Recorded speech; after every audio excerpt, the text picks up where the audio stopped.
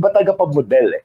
Alam mo yung magaling talaga siya, ang ganda ng cut. Grabe, no? Head turner, no? Oh yeah, head turner talaga siya.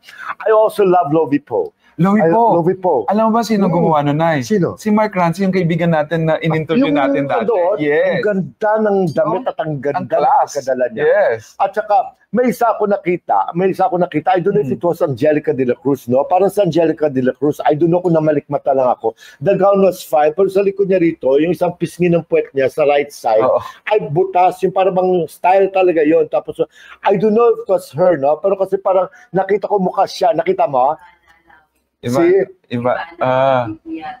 Hindi na. Baka si Ivan, tingnan natin ha. Kung sino man yun, forgive me kung sino. Parang nakita ko nalabas ng isang pisngi ng puwet. Sabi ko, anong klaseng design ito? Oh my God. Parang nabash nga yan na yan. Diyos ko, this is really a crazy gown. Hindi ko nagustuhan. Ang pangit talaga natin sa akin. Parang ako nang liit para sa kanya. Si Ivana, Nay. Si Ivana ba yun?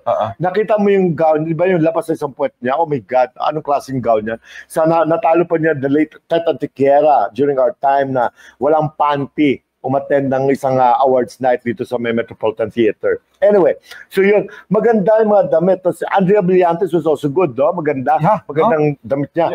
Parang nakasuit lang siya, no? Na girly suit, no? Actually, ang dami magagandang damit. Maraming napagandang pagdala ng gowns, no? Talagang ginastusan nila. They're really prepared. Itong ABS-CBN Ball is nilook forward ng maraming mga netizens ito. Dahil nga, una, this is actually a fundraising program para sa mga parang it's a foundation ng ABS-CBN, no? Pangalawa na, this is the time for the actors na makipag, chit-chat, mag-meet, makipagkwentuhan.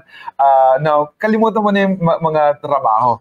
At chance din ng mga designers na natutulungan yung mga designers ng Pilipinas para ipakita. May showcase ang kanilang mga gawa. And we have very, very brilliant designers in the Philippines. At sana natuwa ako for ABS-CBN to have come up with these kinds of events despite all the, tragedies na nangyayari sa kanilang kumpanya. Isa sa mga nabas na si Julia Barreto. Ano ba suot ni Julia Barreto?